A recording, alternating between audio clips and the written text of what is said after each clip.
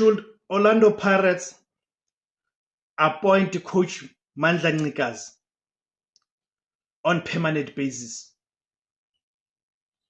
As you know, that there's a vacant coaching post at Orlando Pirates. There's a vacant post for the senior team,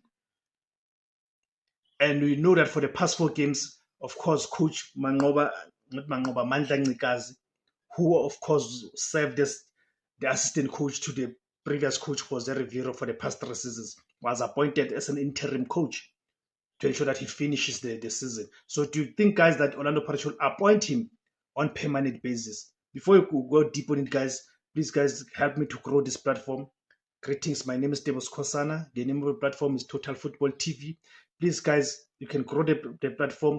Help me grow the platform by subscribing, by sharing the videos, by clicking on the notification